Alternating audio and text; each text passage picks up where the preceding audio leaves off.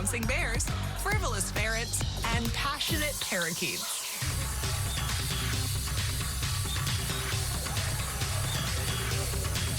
Thanks so much to our great panel, and thank you for tuning in.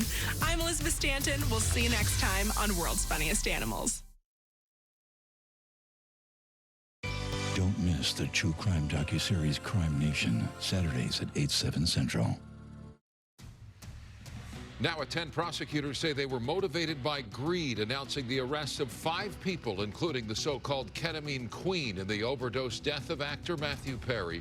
The stunning details. Plus, justice for Johnny Wachter. 4 people finally in custody, accused in the shooting death of the General Hospital actor. Reaction from his family and friends to the news they've been waiting for.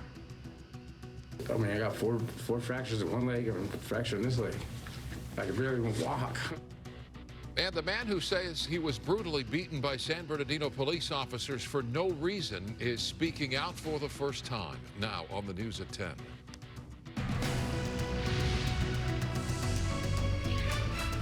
Good evening, I'm Micah Ullman. And I'm Cher Calvin. Bombshell developments tonight in the investigation into the death of actor Matthew Perry. Federal prosecutors announcing charges against 5 people, including 2 doctors. Prosecutors say the defendants were part of an underground network that preyed on Perry's vulnerability as a struggling addict, describing them as being motivated by greed, claiming they knew what they were doing was wrong and put Perry's well-being and his life at risk. KTLA's Mary Beth McDade joins us now with more on the investigation tonight. MB. Yeah, and Mike and Chair, prosecutors say that as Perry's addiction to ketamine was spiraling out of control in the weeks leading up to his death, the defendants were only worried about making money. And now they're facing several charges in connection to the actor's death and could face years behind bars.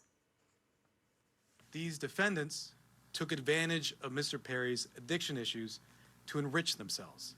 5 people, including 2 unscrupulous doctors, a woman known as the ketamine queen, actor Matthew Perry's longtime live-in assistant, and a friend of Perry's have been charged in the overdose death of the Friends star, whose struggle with addiction was well known. The investigation revealed that in the fall of 2023, Mr. Perry fell back into addiction, and these defendants took advantage to profit for themselves. You may recall 54-year-old Perry was found dead in his jacuzzi at his Pacific Palisades home last October due to acute effects of ketamine, which prompted a massive probe into who provided the deadly drug. Ketamine is usually used for anesthesia, but can be used to treat anxiety and depression, which investigators discovered Perry was. And went to a local clinic where he became addicted to intravenous ketamine.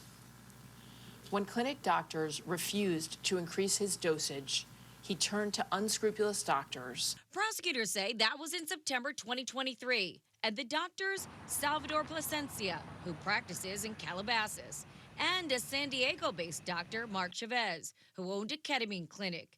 They apparently worked together to sell large amounts of ketamine to Perry for big profits. He wrote in a text message in September 2023, quote, "I wonder how much this moron will pay." Plasencia, who pled not guilty in court on Thursday, allegedly injected Perry with the drug and supplied it to Perry's live-in assistant, Kenneth Iwamasa, and instructed him how to inject it into the actor.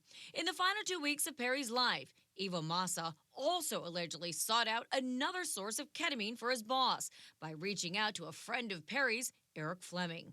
Fleming allegedly contacted Jasmine Sangha of North Hollywood, who's known as the ketamine queen. Defendant Sanya sold the batch of ketamine that resulted in Mr. Perry's death on October 28th. While Sangha pled not guilty Thursday, prosecutors say Chavez, Fleming, and Itzwama, who injected Perry with multiple doses of ketamine on the last day of Perry's life, have all pled guilty. Perry's stepfather, Keith Morrison of Dateline, well, he spoke on behalf of the family, saying that they're still heartbroken by Matthew's death, but it has helped to know law enforcement has taken this case very seriously, and they're grateful for law enforcement's exceptional work. That's going to do it for me here in studio. Micah?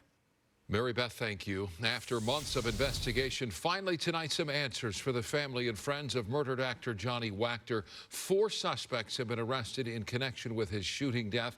The LAPD making the arrest in South LA this morning. KTLA's Rick Chambers spoke with Wachter's mother and his friends. He joins us live from downtown with their reaction. Rick. Yeah, Cher, these arrests took place very early this morning as homicide detectives were serving search warrants at multiple locations around LA County. And after 2.5 months, that was great news to Wachter's family and friends. It's just such a relief to see some action coming forward.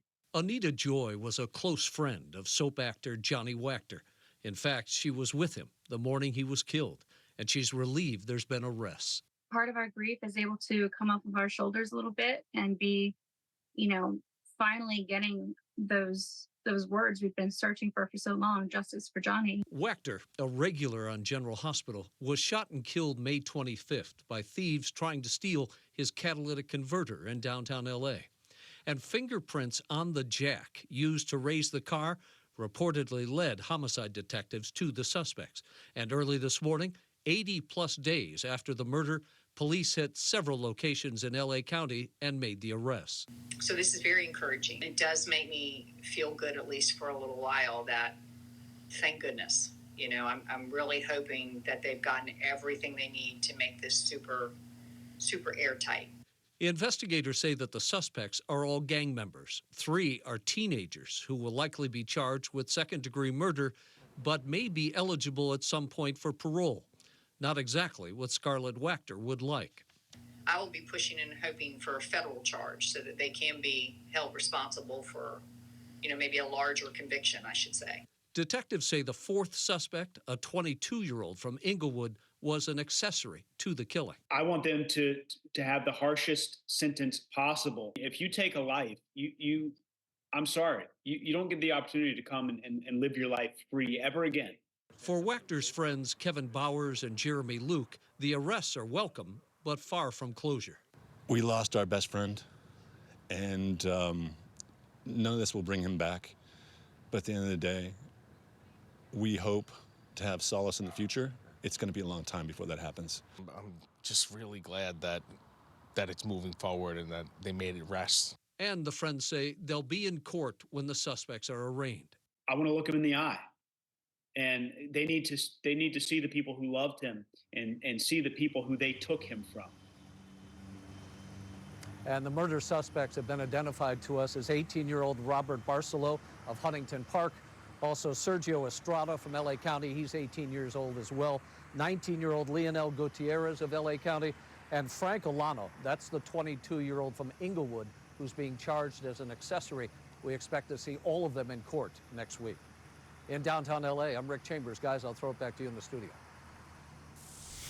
On camera! On camera! He's not even resisting! The man seen in that disturbing video says he was tased and repeatedly beaten with a baton for no reason. And tonight, he's telling his side of the story. Billy Hill says he has suffered serious injuries, both physical and emotional, and he maintains he did nothing wrong. KTLA's Shelby Nelson spoke to Hill about the violent confrontation. Oh, yeah. Look, Prince Bugatti. Look at that. Look at that. On camera. The video now circulating on social media and seen by thousands of people showing a San Bernardino police officer repeatedly striking a man with a baton as officers were attempting to detain him. It's more pain than I could deal with. That man is Billy Hill, who is now wearing a foot brace for his injuries. He claims police had the wrong